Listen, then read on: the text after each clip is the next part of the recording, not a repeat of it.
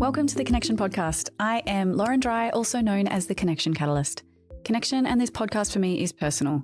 As a driven professional, I found myself an expert in all things work and business, but it was at home that I really needed clarity and ease. After finally finding it one marriage breakdown and one marriage reset later, and finally discovering what really works to have connection in modern relationships, using science, simplicity and soul, our signature program Rise into Regulation was born. That's giving so many others in modern driven relationships back clarity and ease for good. On the podcast today, we're going to dive deep together on all things relationships, business, identity and leadership. And clarity and ease is at the heart of it all. And we are so happy to be with you so that you can have what you need in connection, mind, body and soul too. On today's episode of the Connection Podcast, I am going to be reading out some of the most toxic things that men do in relationships. And I'm going to get my husband's take. He would say that he is a recovering avoidant. So you're getting it straight from someone who's actually maybe lived some of these patterns and maybe disagrees with them as well. So we're going to cover what's really going on underneath some of these behaviors, these temptations, and what men aren't saying out loud, as well as what really helps to change things without turning it into blame or pointing fingers at each other. So let's get into it. Hi again, honey. Hey. Thanks for coming back here. You're a bit beaten and bruised up today. Yeah, got a bit going on. Say that. I'm really, really happy to have Morgan on the podcast today. It's great to have him here, not only because everyone seems to get so much value about what your perspective is, but because you are here with 2 broken toes and a cold. So I really love that you're showing up because this matters so much to anyone else who you feel like was in this position before, but also helping women who are on this other side of it maybe have a bit of a different perspective. Yeah. I know it's really easy to see things on social media or listen to podcasts and feel like, I wish I could send this to my husband, but I really wanted this to be something that maybe we can share with our partners around asking, is this what's actually happening for you underneath the surface of maybe how I'm seeing things and how things are coming across for me when we are fighting or we don't see eye to eye. I want this to be a really safe place where we can explore maybe some complicated, complex and touchy push button topics, but with a lot of grace and a lot of care and a lot of tenderness, probably for both people in the dynamic. Yeah, it's the way to go, isn't it? So I thought that we would kick things off today by starting off with maybe one of the touchier ones, and that is contempt disguised as humour. So what some women may experience in a relationship is maybe the eye roll or the sarcasm or the teasing or the jokes at the woman's expense that maybe can begin as having an intention to connect or play or tease, but really in the delivery, what's happening is that it comes out as contempt. And what's interesting about contempt is this is the number one predictor of divorce. And it doesn't often come out as rage or anger.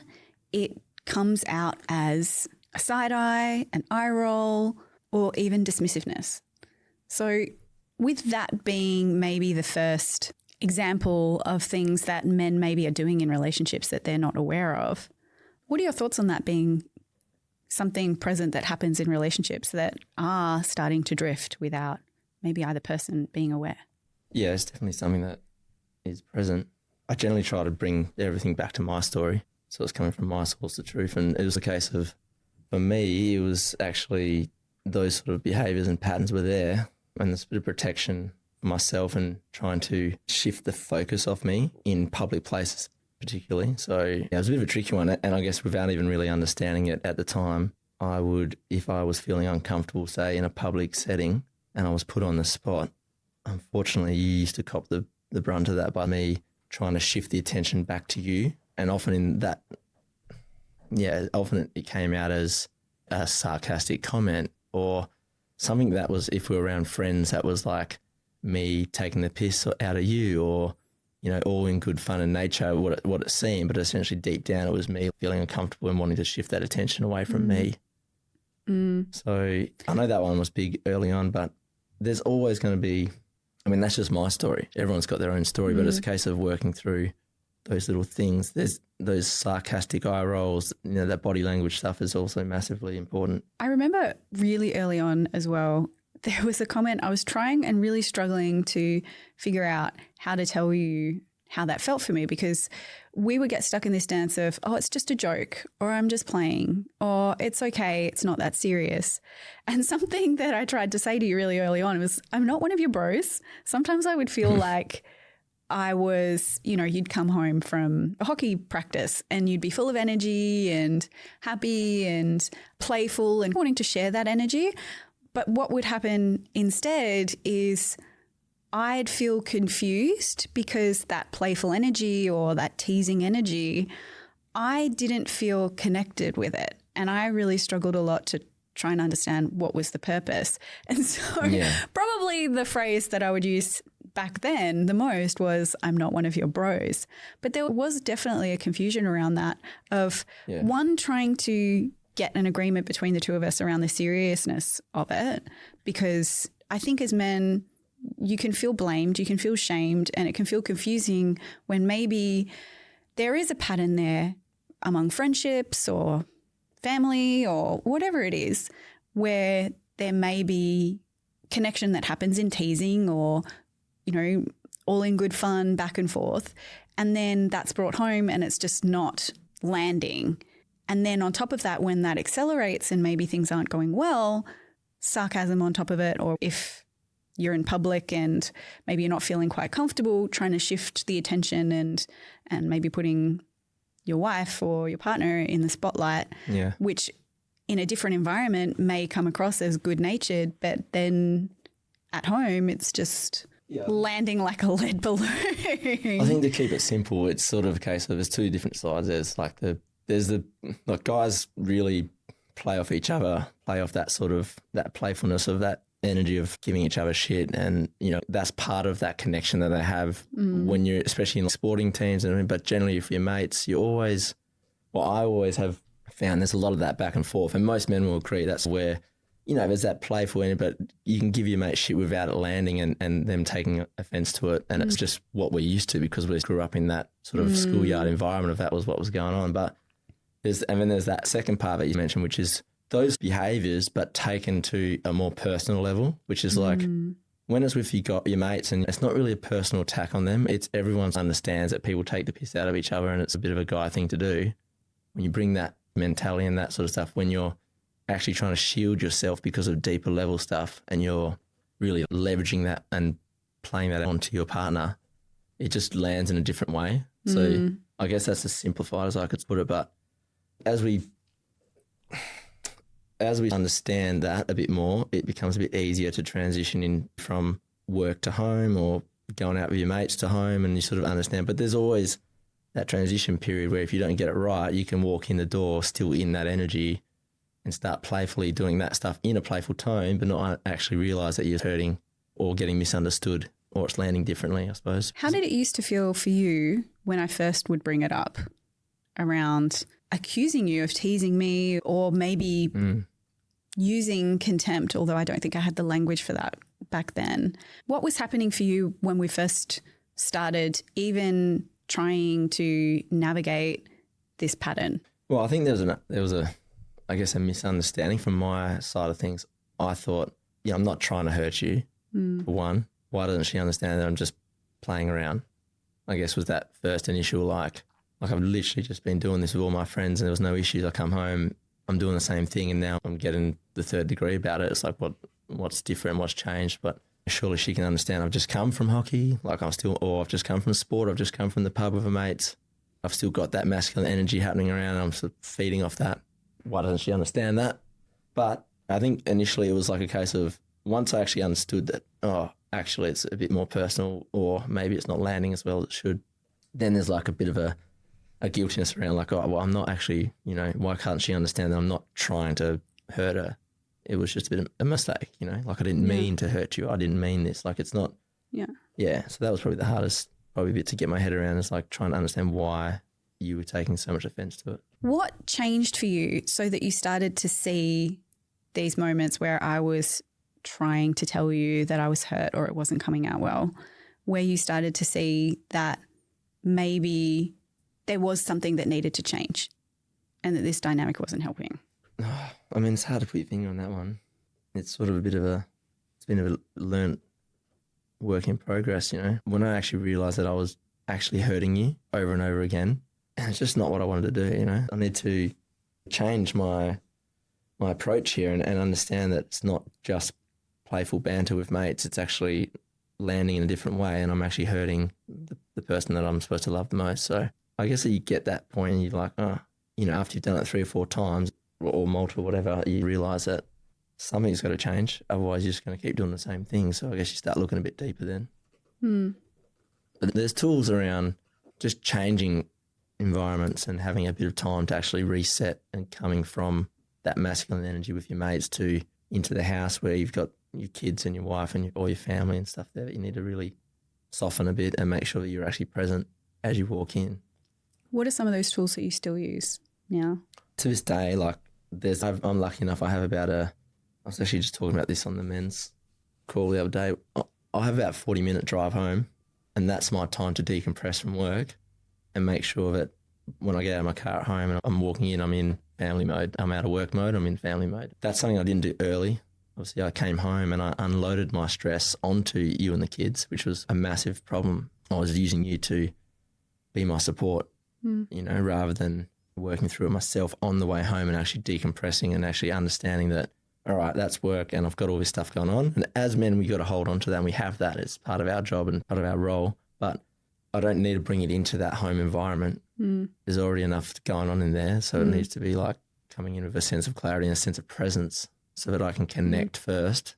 And then we can talk about issues after that. But the connection probably has to happen first. And I think what sometimes men may get confused about as well is that their partners want to hear if they've had a bad day. It just can be confusing when their words are saying everything's fine, but their body language, maybe teasing and things like that, is communicating that things are off. And then there's that disconnect of, okay, the words are saying I'm fine, it's not that serious, but the behavior is saying something else. And then that resentment and defensiveness, all that kind of comes in, and it gets very confusing. But on your drive home in your transition ritual time, what do you think the difference is between dissociating completely versus actually processing and getting in your body and figuring out what's happening so that you can bring that clarity into the house? It happens it's these days it's a bit easier because it's become a bit of a practice, a bit of a habit. But early on, a good way I used to do it was actually I used to find podcasts or audiobooks or something that I could actually chuck on, which was in that genre of connecting. And then it actually got me thinking about those things. And then it actually doesn't take a lot, but I just needed then just before I got home, that 5 minutes right before, I'm like, right, I've thought about work early. Now I've checked into this side of me, and now I'm like, all right, now I'm sort of realised I can't bring that into the house. So yeah, it was just little things like that. Bit of breathing too. It's always good to try and get some bit of oxygen into your system. So rather than your standard, just make that effort to actually take some deeper breaths as you're driving home, get some oxygen in your system, calm things down. No, different people use different tools. That's what's worked for me. So next in the list of toxic things that men do in relationships is doing the bare minimum and expecting a parade.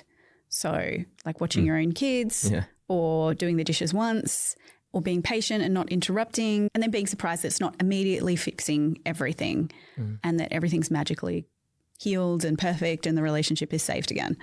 What are your thoughts on that? And look, there are a couple of things I think we could talk a lot into for this one, but I will say just from looking over our relationship, this is not one that I've seen strongly with you, but I want to get your thoughts on it.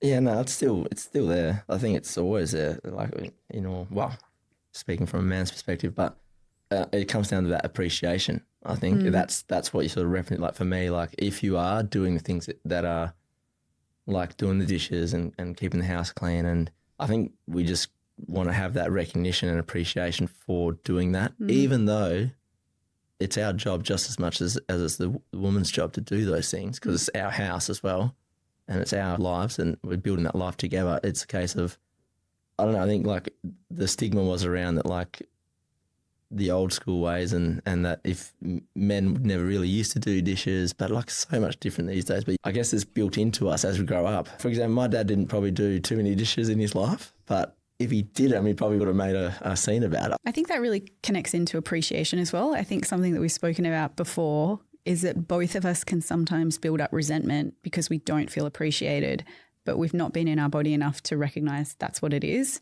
And there's been multiple times in the past where I've literally stood in the kitchen and said, I need appreciation. I need to be appreciated. I think it's a bit easier for me to say what I really need in the moment, because I think that there's, for men, maybe less practice involved there of speaking into a need. So what I'd love to get your thoughts on is, how can men ask for more appreciation without feeling like they're abandoning themselves, without it feeling really vulnerable? I don't know if it's a vulnerability thing. It's probably a pride thing a little bit more for men. Like, we try to wear our heart on our sleeve sort of stuff. So it's a case of asking for something that we, our ego comes into play a little bit. Like, why should I ask for something that I should get anyway? That was my mentality of, I guess, why doesn't she read my mind and understand that I need some appreciation? Once you start to understand the fact that your partner's not a mind reader and that sometimes you just, like, for us, and it goes both ways, but for us, when you say something, and early on, before I was doing a fair bit of this work on myself and understanding some of this terminology, and that's where it goes down to the basics. I had no idea what you were even talking about. You're saying this stuff, I'm like, straight over the head. I'm like, well, what do you actually mean? Like, why don't you just actually tell me what you actually need, and then I can try and do that and fix it. Because as men, we want to fix things and that's that sort of thing. But, I want to be able to know and understand the terminology first before I even, And I guess at some point I didn't understand the terminology you were using, so I didn't quite understand what you actually needed. Asking for appreciation for men, yeah, it is simple once you've practiced it a bit, but it's one of those things that doesn't come naturally for us. Didn't come naturally for me anyway. I don't think that asking for appreciation is the same as expecting a parade, but I do think both sides of the street are necessary. So making sure that you have an agreement around what the bare minimum is and what's an equal share of the mental load at home, and also being aware that asking for appreciation is something that strengthens the relationship and that doesn't signal that your partner doesn't love you. Yeah. The other part of it is like some guys can go the full extreme and think that by doing the dishes and doing the laundry and then cleaning the bathroom and then doing the shower, hanging out the washing, doing all these extra things that aren't usually part of his normal routine is going to get him that appreciation. And when it doesn't come, then he gets pissed off. Even I used to jump into that sort of thing as well. I think, if I just do all this extra stuff that's going to help her out, then she's going to appreciate me. Then I'm going to get more love from her. But unfortunately, you just end up just doing all the extra work and then becoming resentful because you didn't get the reward. So you're sort of doing the work for the reward or the appreciation. I've definitely done that a lot early on. And then just to compound on that, so all this extra work that I've been doing is now taken away from the things that I need to do so that I can clear my head and be present in the moment. So like going for a run or going for a walk with the dog or doing some exercise or going for a surf or whatever it might be, hanging out with mates. I've just put all this extra energy this week into doing all these chores around the house to try and help out. I end up being pissed off because I'm exhausted and I haven't got any appreciation, and I haven't really regulated because I haven't hung out with my mates. I haven't given myself any time. So, you sort of end up shooting yourself in the foot a bit. So how did you find that balance so that you are showing up without needing a parade but still welcoming and being able to ask for appreciation as well?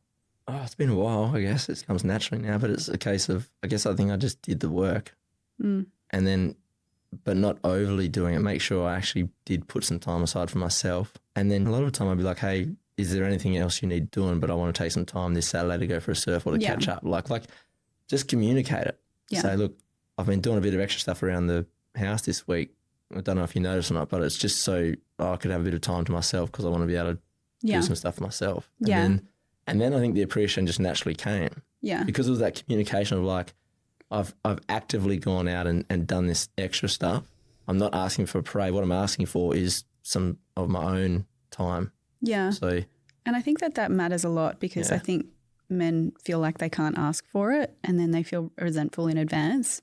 Whereas I think it really helped feed into you that when you started speaking to your needs, there's never been a time where I have said, oh, I don't want you going for surfs. I don't want you going and seeing your friends. I don't want you. But having that repetition of speaking into your needs and then actually having a chance to have that balance really helps. And it's a tricky one because if other guys out there are like me, for me, actions were always spoke louder than words. Like communication wasn't big growing up for me. It was more like you show people through your actions how you feel a little bit. And so I had to learn that or relearn how to actually say, this is how I'm feeling. And it's a bit of a tricky one because if you're sort of always predispositioned to do the actions and then you wonder why I've done these actions. Why doesn't she understand that I did it because I love her? You just got to learn to talk. Simple as that. The next one is stonewalling and calling it space. So walking out mid-conversation or tuning out for hours or days or weeks and then maybe coming back after you feel like you've processed but never finishing the conversation. What are your thoughts on stonewalling and calling it regulation? Be careful because a lot of guys don't even know what stonewalling is, so you've got to understand that first. But asking almost, for me, stonewalling is riding out the storm initially and then stepping away, hoping that everything will just be smoothed over and forgotten about and it will just go back to normal. That's probably what it feels like for you. For me, I was just like, if I just wait, everything will settle down and we always sort it out. So you can put a fancy name on it, but it's just a case of, we just don't, I didn't want that conflict. Do you know what? I think I noticed this when I was first pregnant with our daughter. And up until then, I think maybe we'd be able to play our way out of it or we'd be distracted by other things we have going on with friends or work.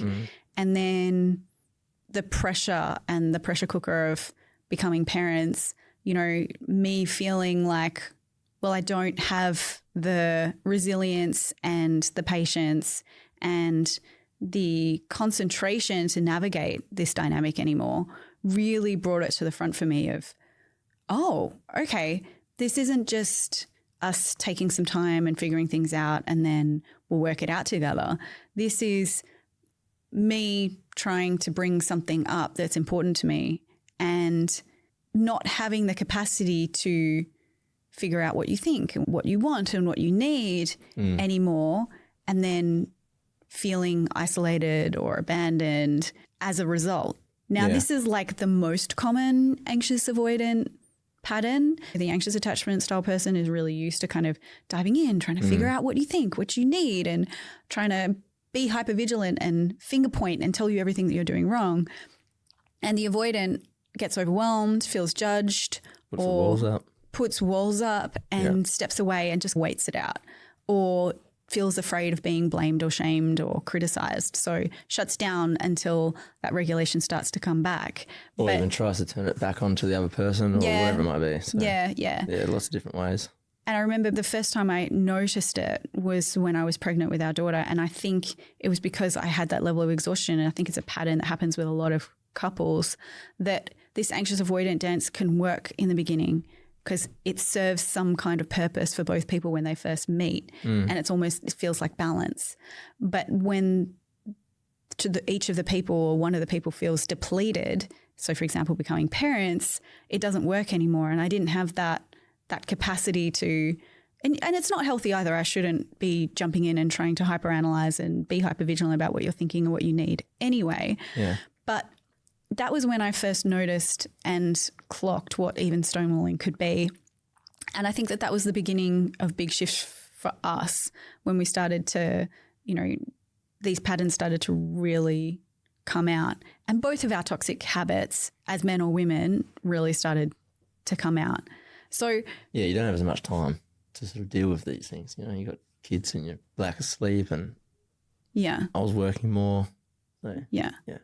So. So what would you say to a man who is maybe not even very aware that this is something that could happen in a relationship, and maybe isn't quite aware that he's an avoidant at all yet, and to help him understand what stonewalling is. Yeah, I'm 100% sure there's a lot of guys out there that don't actually understand that, because I was one of them. But if you're like me and you didn't like confrontations and you didn't like, I didn't have the energy to fight.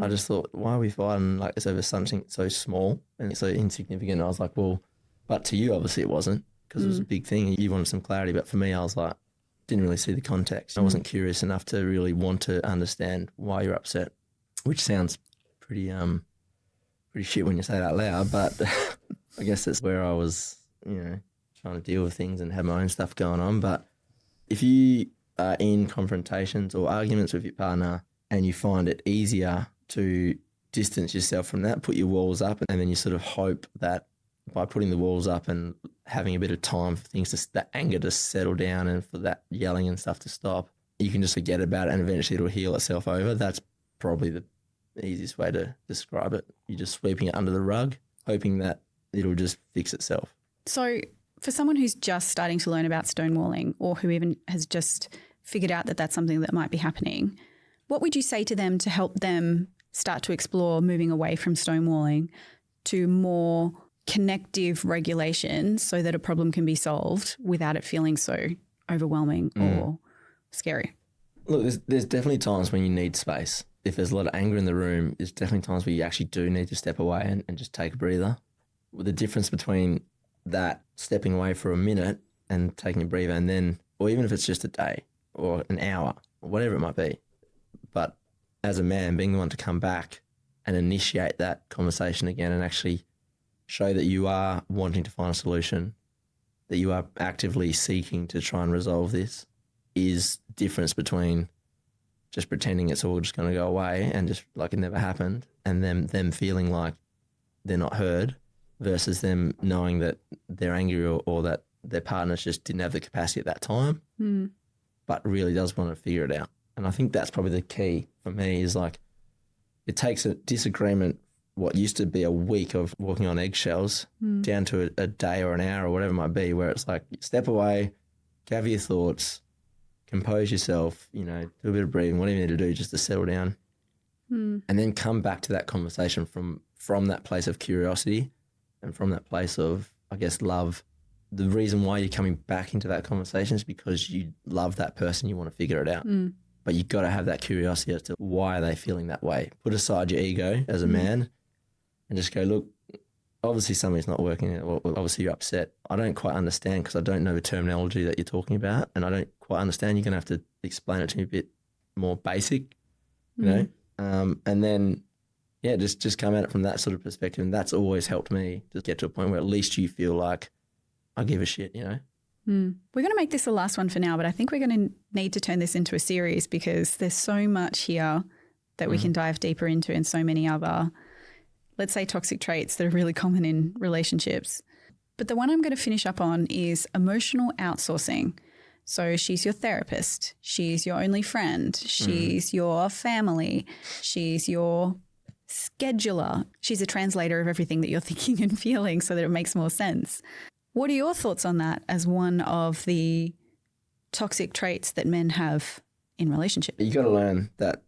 I had to learn that, I can't rely on you to organise my life, and I can't rely on you to be my therapist, and I can't rely on you to, because what it does is it basically loads you up, and I'm just offloading my stuff onto your shoulders, and then eventually you're going to have no capacity for your own stuff or for the kids. You've got your own stuff going on. So I think you just have to, as a man, just understand that we've got our own stuff going on, but we're responsible for ourselves, and we've got to take ownership of our lives. Pretty simple.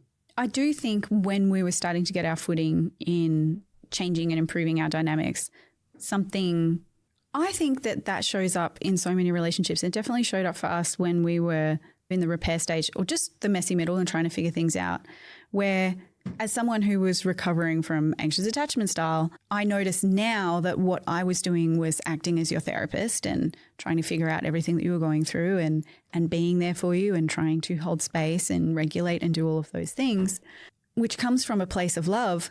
But there was also a point in time where I noticed that it wasn't helping us long term. In fact, it was something that would help you to feel better after a really long conversation and trying to fish out what you were thinking and what you were feeling and what was really happening. It was something that would help you to feel better. We'd have clarity by the end of the conversation. But then the same thing would happen again, because I think what was happening is it was fixing things short term. So I was feeling like I was in control. I felt like I had a handle on what to do to understand you and to keep things going and to keep the show on the road.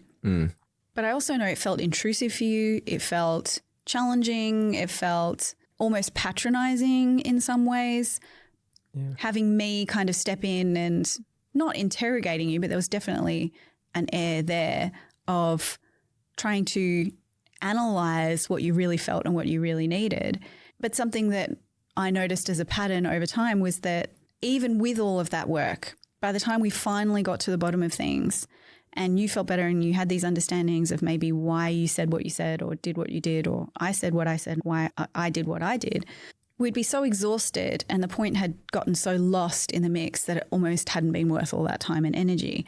So what I'm curious about is what you would say to someone who maybe does have a lot of care and does have a lot of appreciation and does have a lot of gratitude for all the things that his wife does, but does feel like it's intrusive and does feel like that maybe she needs to trust him a little bit more. What would you say to someone who maybe feels like his wife says, oh, I'm doing all of these things for you, and he feels like it's a good thing. He feels like it's working fine. It might be annoying, it might be intrusive sometimes, but it keeps the show on the road, and he doesn't need a therapist and he doesn't need a huge circle of friends and he doesn't need anyone to help him with his scheduling or whatever it is, because his wife does a great job. What would you say to him to bring back some balance, or maybe bring back a better level of real love and deep teamwork between the husband and the wife? Yeah, I mean, between the man and the woman. Yeah. I mean, straight up, there's two aspects to that. And I think the one thing that helped me was that point where we sat down and you said, look, I'm done trying to guide you through this. You need to figure this out, because we keep coming back to those same patterns. And you're right. It was not patronising. It was not even condescending, but it felt like I was in trouble. You know, I'm getting dragged to the principal's office to talk about my feelings with my wife. Look, to be honest, like the lessons, and you learn as you go, but you were guiding me through that process of going deeper and finding out what the underlying reason was behind why I was feeling the way I was feeling. And I wasn't really learning how to do that myself. And so you got to surround yourself. And what I would say is that the only thing that really helped me was when I just obviously had to step up and start looking after my own emotions and start working out how do I get to that understanding or that solution of understanding what I'm actually feeling. What's the emotion behind the action? What was the benefit of that for you? Because I think probably when we were in the thick of it, it didn't seem like that would be it was pretty hard, worth it yeah. for you, because I was doing all that for you. As annoying as it was kind of working. So what do you think is the benefit of being able to do that for yourself now and feel that sense of autonomy without it feeling like we're more distant? Yeah, there was no resentment now. Like, even though you say it was working, there was resentment there from you, because you were feeling like you had to not only figure out your own emotions, you had to figure them out for me. So even though you said you were happy to help me through and we would generally resolve it, like there was that resentment there that why can't he just figure this out for himself? That's the difference. It was when I actually made the conscious effort to understand that it wasn't fair to think that you were going to have to do that for the rest of our lives, because it was exhausting. It's exhausting for you. The conversations went forever because it took forever to drag him out of me, and it was exhausting for me because I just felt like I was, like I said, just getting in trouble or something, like I was a schoolboy. Yeah. This is not what it needs to be. It needs to be me getting to the bottom of how I'm feeling, why I'm feeling that way, and just understanding that there's deeper levels to things in the unconscious mind as well, and things that you're predispositioned to talk about and think about, but you got to do some work. And I think you got to start somewhere. So started reading books and started listening to some podcasts and just started to, understand my own body so that I could even just understanding the lingo, like the wording that we were using. A lot of time early on, I didn't understand that at all. And I'd be nodding and going, okay, yeah, but I didn't really comprehend what you were saying. Yeah. So it was pretty difficult because I'm there trying to fix it, but I'm not understanding what you're talking about. Yeah. I think awareness, first of all, that and ownership of our own toxic patterns, I think is the first step towards making sure that they aren't destructive in our relationship. And I think that applies to any marriage. And it can be scary to look at these toxic traits because shame and blame and finger pointing can really distract from the purpose of getting curious. But I really hope this episode helps those who are at the start of the journey and maybe observing some of these toxic patterns and are trying to figure out what to do next. And on that note, in our next episode, what we are going to cover, I'm a little nervous about this one, is the top toxic traits that women have in relationships too. I'm going to hand the mic over to Morgs and be interviewed about my thoughts as someone who maybe has some of these traits myself or has had in the past as well. If this has brought up anything for you and you want to go a bit deeper or there's some toxic traits that you want to hear a little bit more about, please let me know in the comments of this episode or come join me over on Instagram at Lauren_dry. And if you are at the pointy end of things and you are looking to really shift things in your relationship now and you've done the therapy and you've done the toxic cycles and you're ready to get off the loop of doom, come and hang out with me in the DMs over on Instagram at Lauren_dry. And I also have resources that you can access in the links in my bio. And one of them is a form that you can fill in to inquire about going deeper into the #1 program that high performers worldwide choose to use to reset the relationship at the root for good. Can't wait to see you in the next episode, and I'll see you soon. Big love.